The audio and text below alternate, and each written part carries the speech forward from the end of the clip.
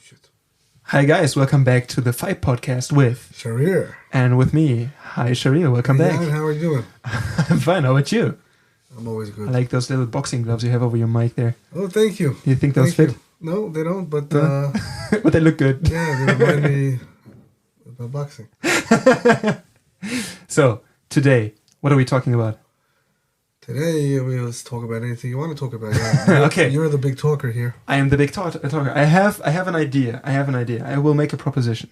So far, we talked a lot about fighting in general, like the different systems, what can you do, what benefits does it bring you, the preparation for fighting, what else there is. But also, last episode, we talked a little about people breaking under pressure. And we talked about people having their guns and thinking that they're prepared pretty well because they carry a gun, and how that's different from someone who can fight without one, and what it takes to be a fighter and then use a weapon as a tool and not just rely on the weapon as a tool, right. And why that's such a dangerous mindset. So the idea here, and we talked about this in regards to the first respond teams, is that you do warrior development drills with these people to make that out of them. That's why they're called warrior development drills. It's like you put someone in a situation where they get used to this kind of stuff. And so today we might talk about the idea of psychology with fighting. How do you prepare someone for the amount of pressure that someone feels during this kind of fight? Because no matter what good of a fighter you are, if you're confronted with this sort of situation, you're still going to be nervous as shit. You'll be able to function, but you'll still be nervous in certain situations. Ever heard of the fight or flight thing? People like to quote fight or flight. Ever heard of it? Mm-hmm. Fight, flight, freeze. That's my thing. Fight, flight, freeze. Exactly. Did we ever speak about it here? We did. We not in this podcast, but we teach it. Oh, fight, flight, freeze. Also, some people think there's flirt. Flirt? Yeah. If you're like, all right. If you're like, yeah, I'll do everything you say. That's weird. That's weird. Okay. Like a dog that lies down. So most people call it fight or flight, right? Fight or flight comes from animals. Humans also have a freezing situation where they either fight, flight, or... Now, there's different reactions to an extreme scenario. Mm-hmm. Whether right now we're talking about violence, right? Some kind of a violent attack. But it could be an earthquake. I mean, it could be any... A car crash, same thing? Yeah, you get the point. Any extreme scenario. Mm-hmm. Okay? So there's, let's say, 3 reactions, right? But everybody freezes at first. This is important to understand. You weren't expecting it. There's a moment of shock. And then you digest what's going on, and then you react accordingly or not accordingly. We'll get to that. But that's what happens, right? Let's say you're on a convoy in the army as a soldier, and then, you get like shot. Everyone kind of like goes into shock for a few seconds, or 1 second, doesn't matter. And then they react. So there's, let's say, the first reaction, a bad reaction would be being over aggressive. I would say not aggressive is the wrong word, but like becoming hyperactive. Mm-hmm. So screaming and shouting, like, oh my God, shooting or fight and running around, and basically adding more drama to an already problematic situation. Mm-hmm. Right? There's some kind of fight, some kind of violent attack going on, and then you have a guy who's screaming and yelling and running back and forth, not helping anything at all. That's one reaction. Okay? Which we don't want. Another thing that could happen to a person is he could stay in that frozen state. He doesn't come out of it. I don't mean by frozen like not moving at all. Maybe he will be moving, but pacing back and forth, some kind of weird tunnel vision, or just staying in place. Nothing to change the outcome. Shaking, yeah, not helping at all, anything at all. Neither running away nor attacking. Just like in total shock. Mm-hmm. And I mean, it could take sometimes a very long time to get out of that state of shock, and sometimes it could take forever. That kind of trauma. So that's another reaction after the initial shock. Like I said, you go into a little shock, freeze, okay, you react like an idiot. I mean, just go out crazy. A lot of people, if you ever got to see some violent something, even on TV, you see people running and screaming, and that's one reaction. And the second one is like we just said, you just stay frozen, irrelevant to the scenario at all, right? And then there's a third reaction after the initial shock to the system that something's going on, a little freeze. You react effectively. You react according to how you were trained. Or if you weren't trained, at least you have the strong mindset of reacting what seems to you like logical and effectively to help the situation, to help solve the situation. Mm-hmm. So those are the main three reactions. And through warrior development drills, we hope to bring people to the third reaction, to the one the way you're supposed to react, mm-hmm. to not stay frozen in a fight, but to react effectively. I think it's interesting that you said that you wanted to have people react according to their training, because as far as I've seen so far, people who need to improvise in these situations are fucked. People who have some sort of training to rely on when they engage in a very stressful situation, they have an answer to the question there, they have some training, then it's more easy for them to deal with it, or there is at least something to rely on, because if you improvise, then you're fucked. But then there's this third stage, and especially with, let's say, MMA, for instance, you talk about fight IQ. People who use the tools that they've learned and the lessons that they have learned, and then improvise using those tools. And how do you think you can build that in people? Well, that's why I think I said it a couple of times. All the preparation has to be done before you hit the corner. Mm-hmm. Right? I said that aspect of it's the same thing. It's the same thing, and that's part of the warrior development drills, is to prepare you mentally for what's about to happen. And you know that I love MMA, and we spoke about that a lot. And I love wrestling and grappling and boxing, and it's part of who I am. But that's not enough. In an MMA fight, if your camp is 1 month, 2 months, 3 months usually, you prepare mentally 3 months for those 15 minutes. Mentally and physically, but a big part of it is, the physical and mental they come together in those kind of scenarios. Mm-hmm. Right? In an attack, something happens, a knife attack or some gang, lynch mob or whatever. It happens on the spot. You didn't prepare for that. You don't specific thing. It just happens. You go from 0 to 100 right away, and that's why you have the warrior development drills, to be able to turn on like a switch, that beast mode sort of, mm-hmm. To react effectively to whatever problem you may face, because you don't know the problem, and doing endless scenarios like a lot of people do in self-defense classes is a waste of time, because you're never going to go through all the scenarios anyway. Mm-hmm. And it's never going to be exactly the way you planned for, But you could work on your striking, so your full contact, make you tougher, make you getting used to contact, help you with all that, and work on your warrior development drills to get your mental state up to being able to be effective and survive and win whatever will come in front of you. It doesn't matter what will come in front of you. Mm-hmm. That's the idea behind it. Also, I think with these things where you described, okay, you have 600 700 different scenarios where you have this one idea how to react to it, or maybe it's all like technically- technical reactions when they Yeah. do that. Put your arm like this, put your hand like that's nonsense because your heart rate, I mean, it's crazy. you won't be able to focus that And much. you can't focus,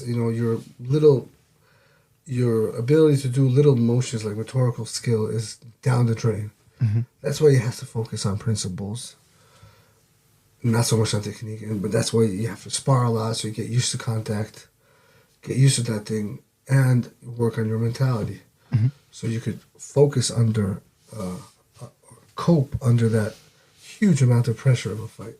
But if you get used to these sorts of fine motor things under pressure, then later you're able to perform them under pressure as well, right? Yes. Because I was thinking about when I was, if you're dealing with the mechanics of a gun, for example, those are like pretty small parts that you need to use to get the magazine out and stuff. If you train it under pressure enough times, you'll be able to do it under pressure in reality. Mhm. It's never perfect the way it is in training, though. But it's good enough to win, you know? I mean, look at surgeons. I don't know anything about being a surgeon, but I assume they need to have really small rhetorical skills, when they're cutting someone open and something goes wrong, But I'm sure they have a training for that. It's the same idea. It's the same exact idea. Under pressure, things go wrong. It's never going to be under the comfort of your own school or gym with your friends. You lose a big part of that to pressure. But the more you train under pressure, the more you're used to that feeling. It's not about getting in shape. Getting in shape is very important, of course. But it's about getting used to feeling like crap and moving forward. And being able to think under that kind of bad feeling. That's what it's about. So the idea is rather not, you can use some more technical aspects, but first of all, you need to get someone in the right space of mind to have them even perform under pressure, and then you can give them more of a tool set what to do under these circumstances. We work in principles. That's why we work in principles and mindset. Principles and mindset is what it's all about. If you do enough full contact, which is a very important part, and then principles, another important part, and then mindset to bring it all together, then you're ready to fight. Because you have that ability of full contact because you've done it so many times, and then you have the mindset, and the principles. Why they're so important? I think I spoke about this with the knife. We never really did it one just about knife, right? No, we didn't. But I spoke about it a little bit how the technique is irrelevant because no two knife attacks look the same. So no two attacks look the same. So your exact technique, what's exactly your plan, is irrelevant. But principles never change, and your mindset should never change, and the fact that the will to win should never change.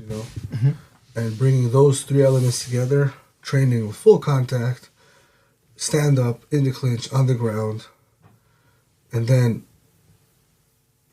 understanding the principles of fighting for every scenario, and then putting it all together with the right mindset through warrior development drills, and now you have the complete fighter almost. That's what I was talking about when I said, another time we were speaking, MMA is great, but it's not enough because it's lacking that last mindset. Okay, and that's what a combat instructor's job is to bring you to that mindset.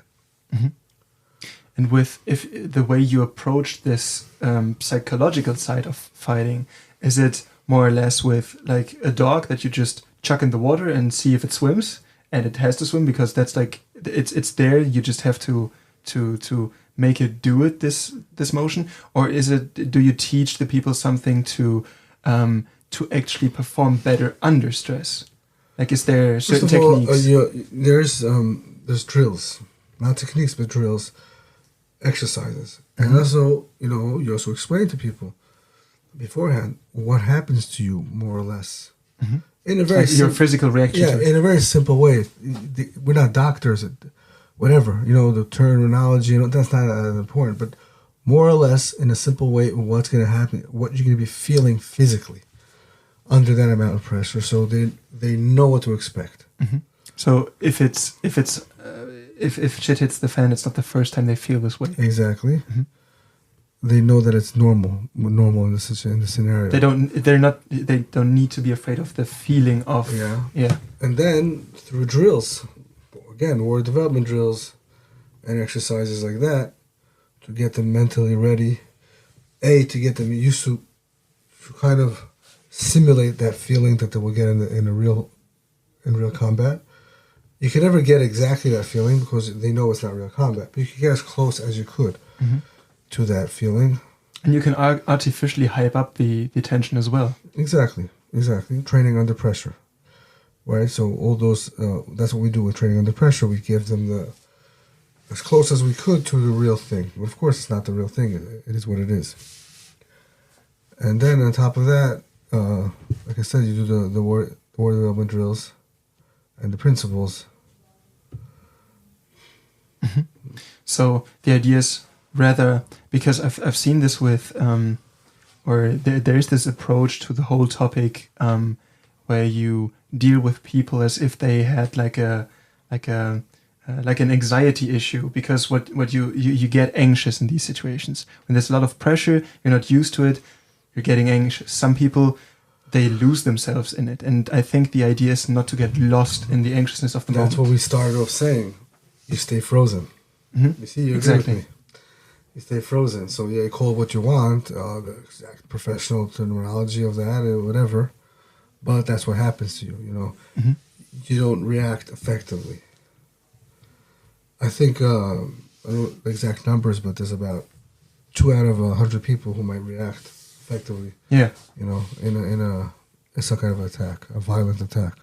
And so the idea is not just to tell them, to sit them down and tell them, okay, there's this breathing technique and then everything will be fine. But the idea is to explain what the natural reaction to these sorts of stress factors is. You can't learn how to fight on a PowerPoint presentation. You can't learn how to deal with pressure on a PowerPoint presentation or in a classroom. There is a classroom to understand theoretically what happens to you, but after that, you're out of the class, you're on the mats, and you're training. The only way to deal with that kind of pressure is to train under as much pressure as you can.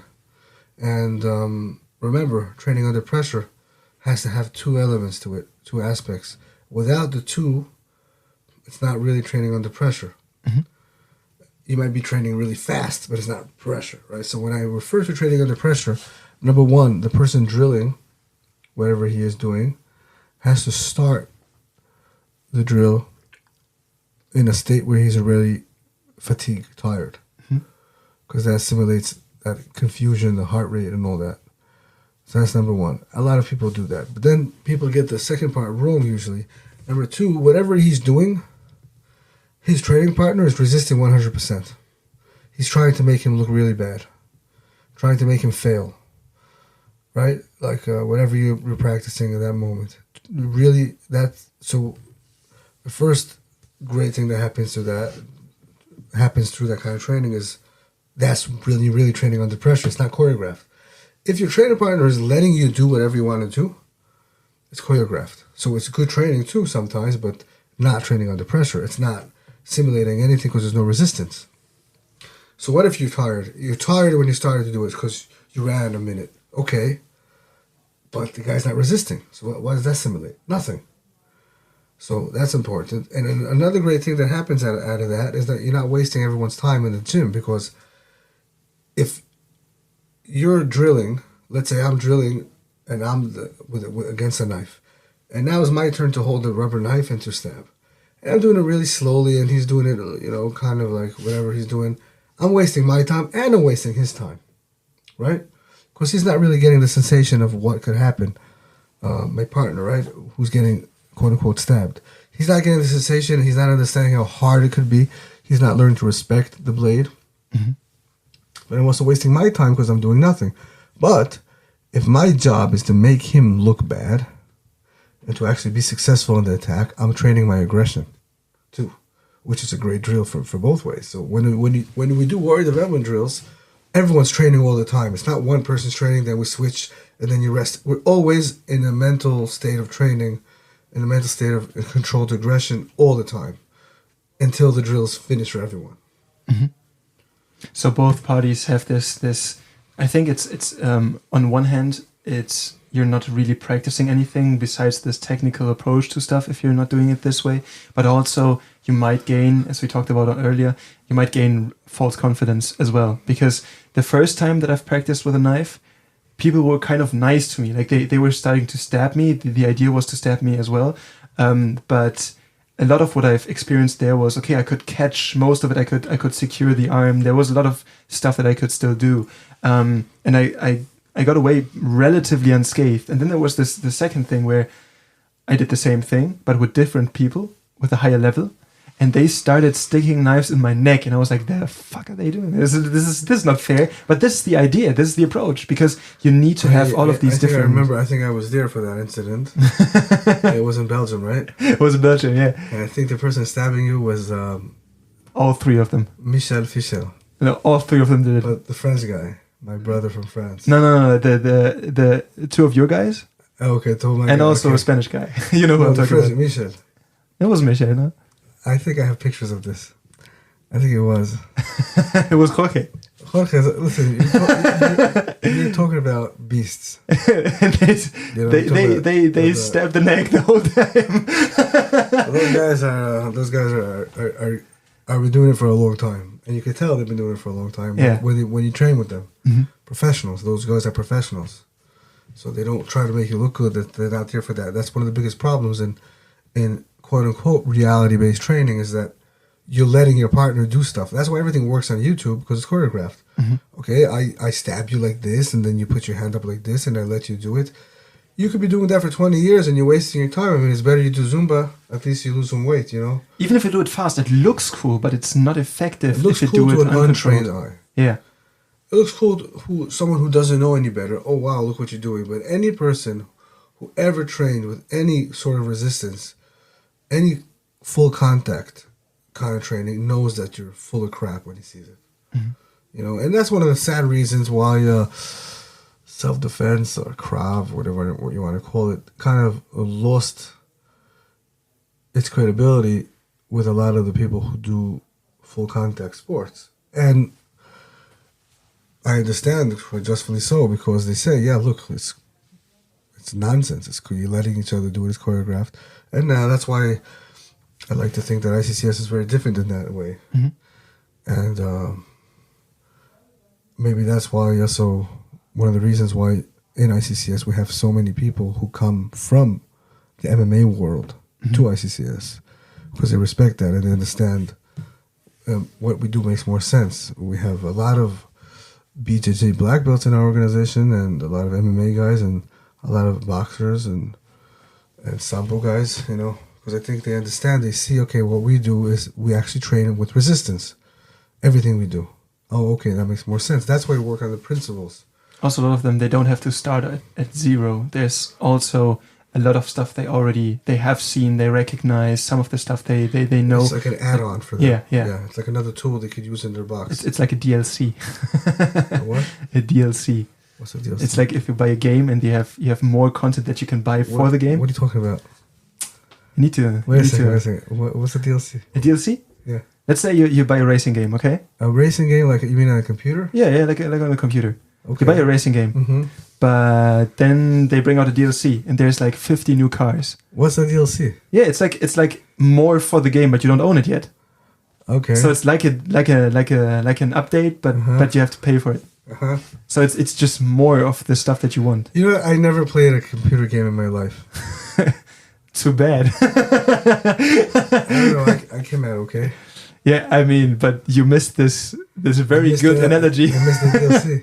You missed the DLCs. Okay.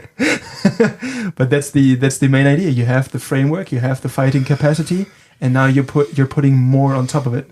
The training for awareness, the training for preparing for situations. That's what I said before. You had to complicate everything. I said, every gamer now knows what I'm talking about. So there's a whole demographic that knows what I'm talking about.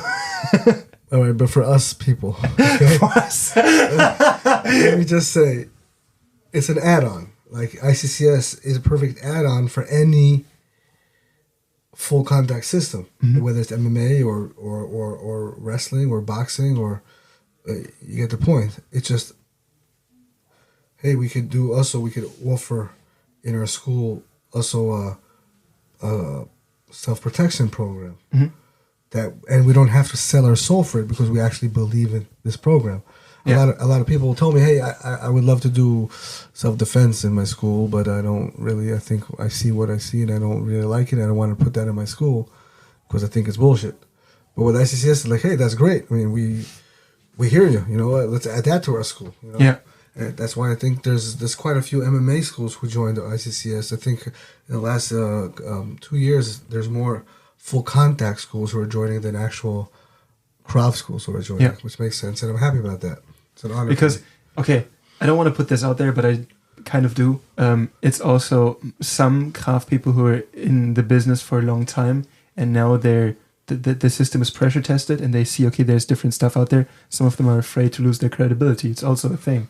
Maybe. I can't talk for anybody else. Yeah, I'm talking for myself here, not for ICCS.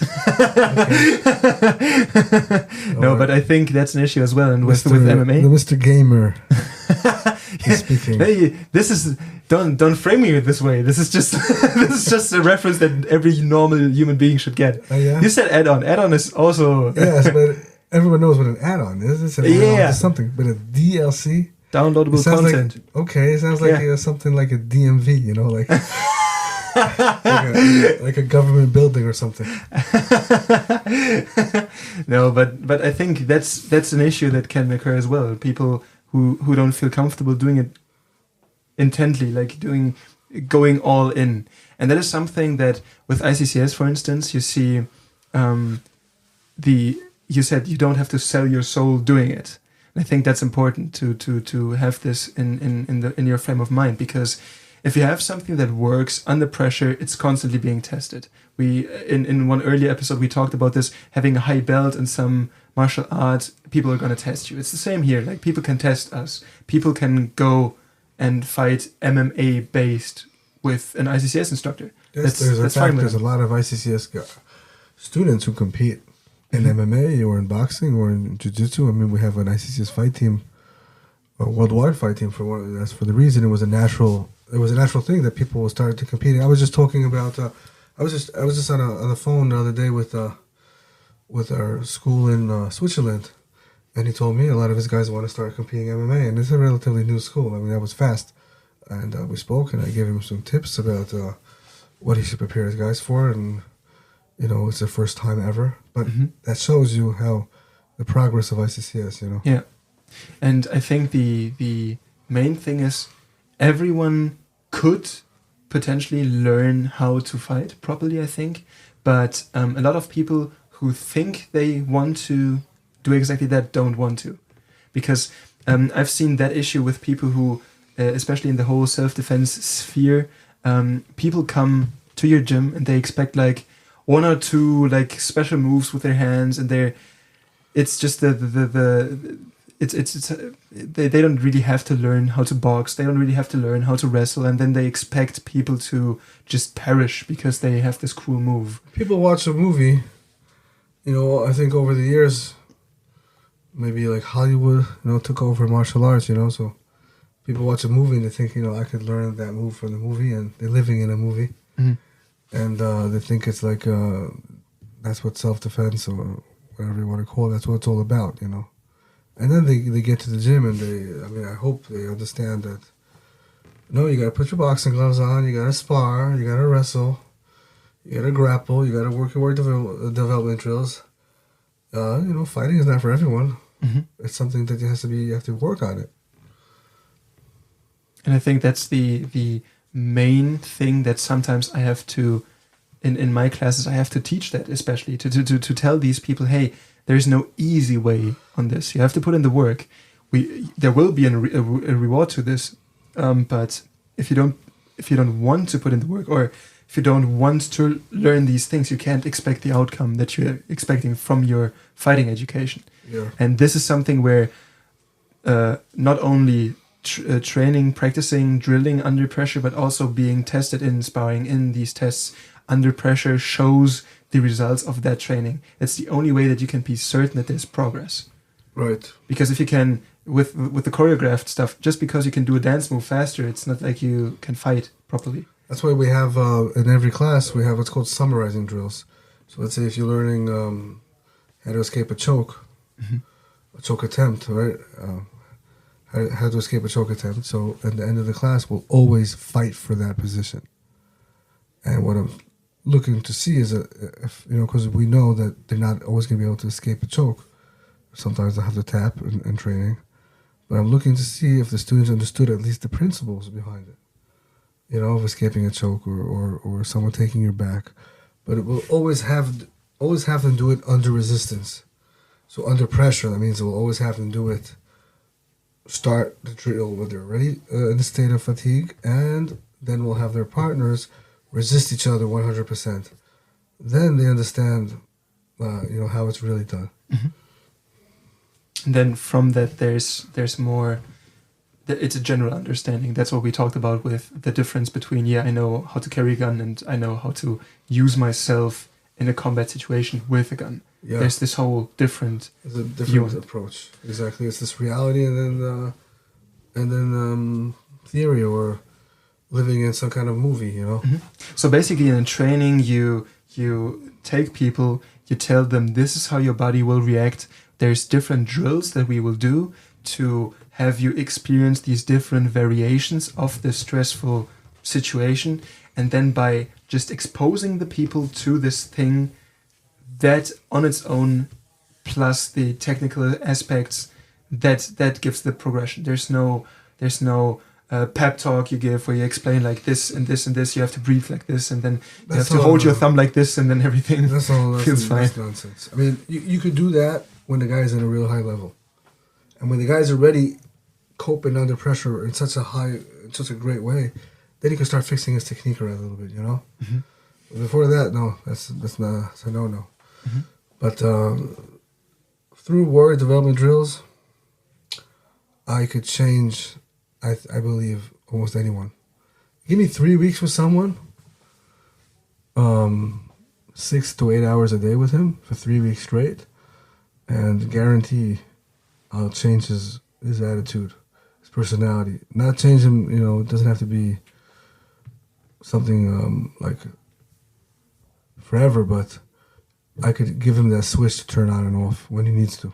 Mm-hmm. Guaranteed. How do I know? Because I've been doing it for many years. Well, I mean, at this point, I don't have thousands of people, So I see that it works. But I can make almost, I say almost because it's never 100%, But I could do it to almost anyone.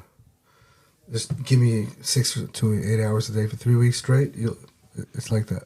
With many of the drills that we've done, that I've seen, that I've also done myself, I've seen one effect pop up most of the time with most of these things, where you learn how to compartmentalize things. You're not looking at the whole scope.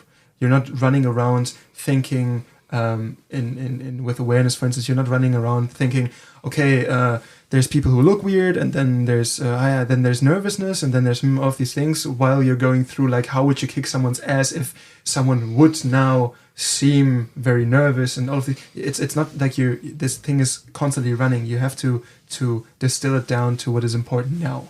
And with fighting, especially under pressure, I've realized that having a goal, having a certain objective to achieve, and also kind of knowing, okay, I have this tool to do this, I have this tool to do this. You're not improvising as much, you don't have to think as much, and this makes you less prone to mistakes. You boil it down, you distill to what's important right now, and then you have like little mini steps you take. But every time you try to think big, everything fucks up. If you're thinking about the way that you hold your shoulders because when could you actually perform a technique, right? Like take a double leg, or something like that, like some kind of takedown, some kind of transition. When can you actually perform it? What point do you get good enough that you could perform it in a fight? You mean if you drilled it a lot? At what point, right? You don't have to think about it anymore. When you don't have to think about what you're doing, exactly.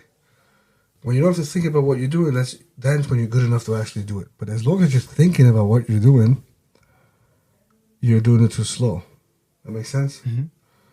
right? Assume when you were a baby you had no shoes, then you had shoes, and then you started to tie your own shoes. You had to think about how to tie your shoe, but you eventually got it tied. It wasn't too fast, was it?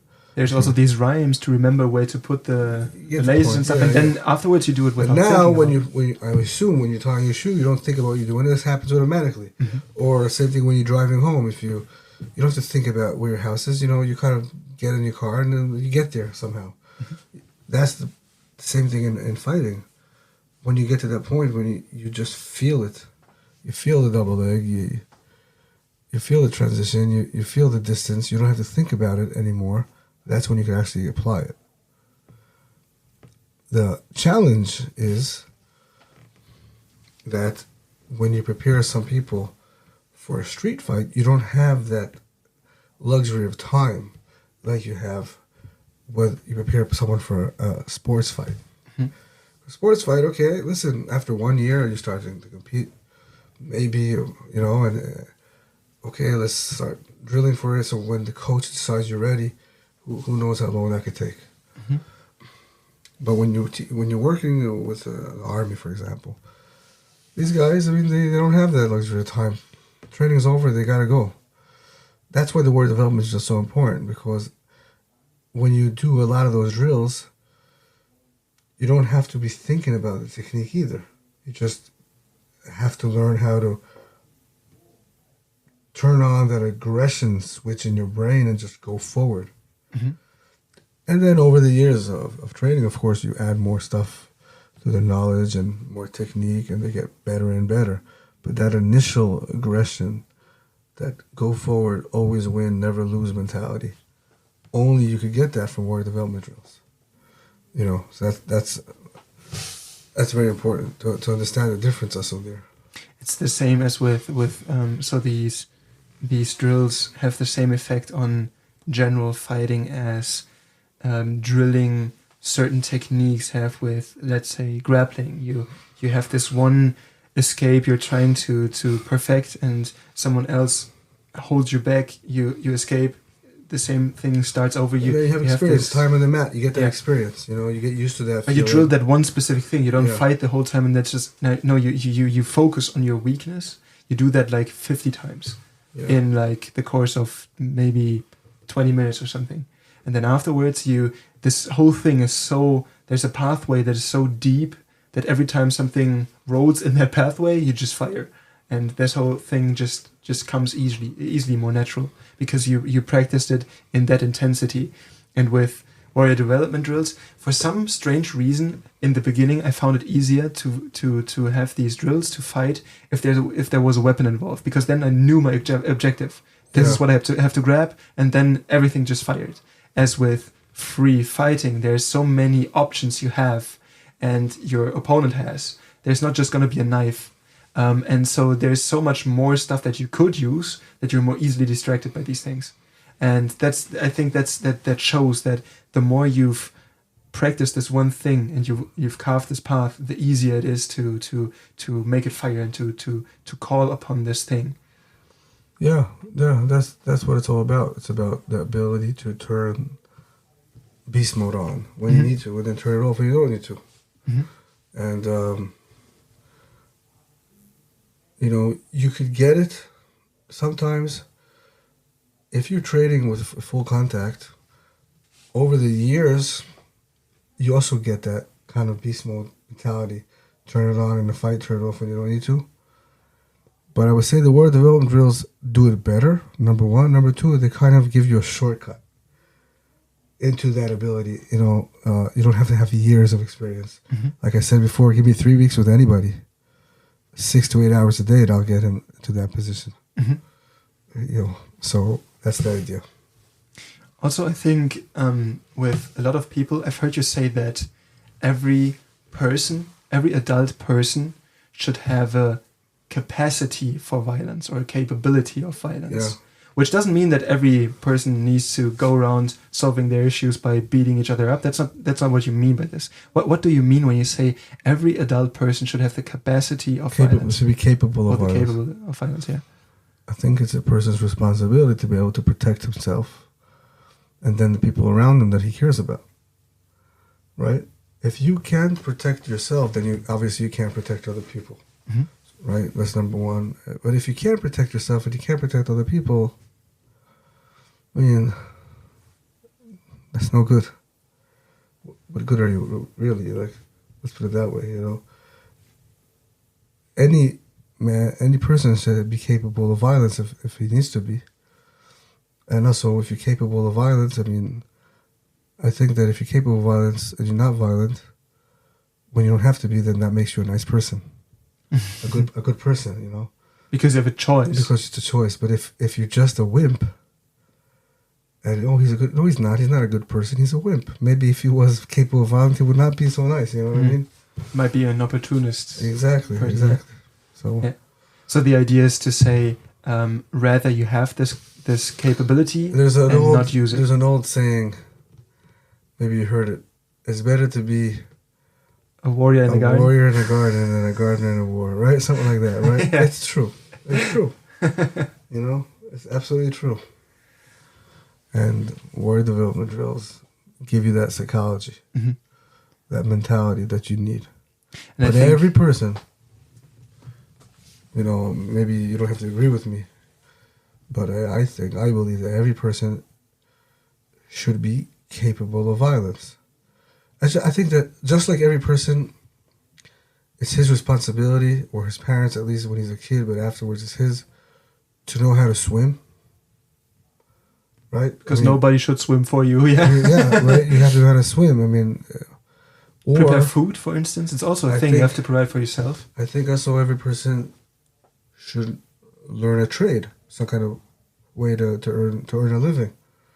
It's his responsibility, to, doesn't matter what, do what you want, but it's the same thing. Every person should know how to fight if he needs to. We're not living always in the most beautiful society in the world, The world it doesn't matter where you live, it could become violent in a second. Mm-hmm. It doesn't matter what neighborhood you are in. Some places are more violent than others, obviously. Mm-hmm. But anywhere around the world, there's violence. Anywhere. Especially the world is getting smaller and smaller as far as violence. The world is mixed now. Everybody's living everywhere. So yes, it's your responsibility, and every person should be capable of violence when he needs to be.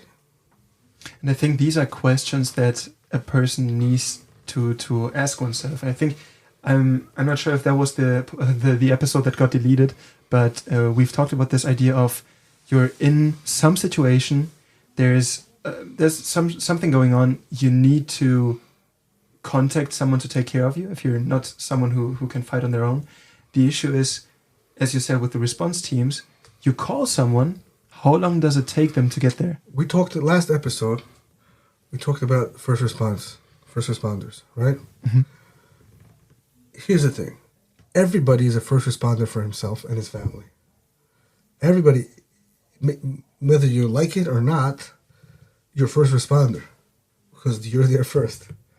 So if you're incapable of protecting the people closest to you, including yourself, then in my eyes, you're kind of lacking in your job. Mm-hmm. Whether you accept that role or you don't, it's still there. Yeah, it is what it is. Because if something happens, it's your Who's there? That's the we spoke about the difference between the military and first response. First responders could be anyone. We're all first responders to our closest, the people closest to us. Mm-hmm. And since that reality could change in a second you could be in the most peaceful place, and then boom, you're in a world of violence, and you ask, how did this happen? Well, it just did. Mm-hmm. It just did. You don't think about that later. Now what you going to do about it? Okay. Are you capable of violence or not? People think violence is a bad thing. Why?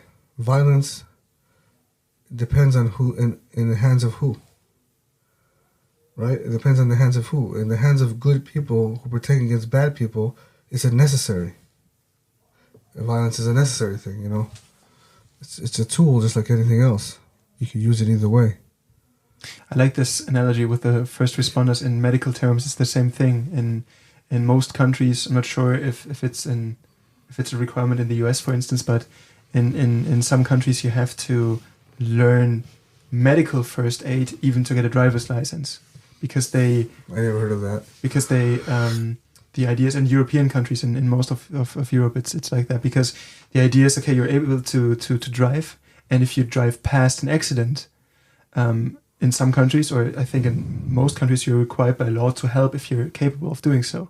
And if you have a driver's license, you automatically are kind of educated on medical first aid, and so now you're capable of providing that first aid until maybe the ambulance, whatever, the other first responders show up. So I think this analogy works quite well in everyday life.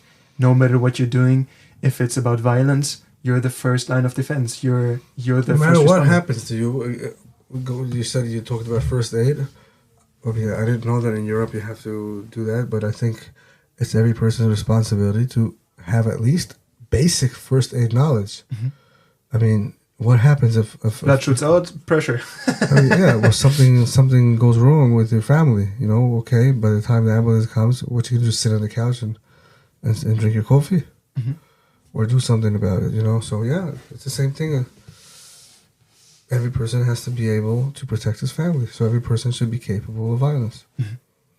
I think that is something that people, or a lot of people, need to think about, but that's what makes this whole thing, even without military, without a fascination for violence in general, something that the general population needs to be aware of and that needs to be looked out for. The more people who won't abuse this capacity have the capacity, the better the whole situation of society. The more good people are capable of violence, the less violence there'll be in the world. I think that's the perfect sentence to wrap up on. Do you have anything else to say? Yeah, I think I'm gonna. This is the perfect last. That's like a highlight of my career. I can stop right now. I like that one. Okay, so Sharir, thank you. It's good to be with you again. We'll see you guys, or you will hear us guys next week. And bye bye. Bye bye.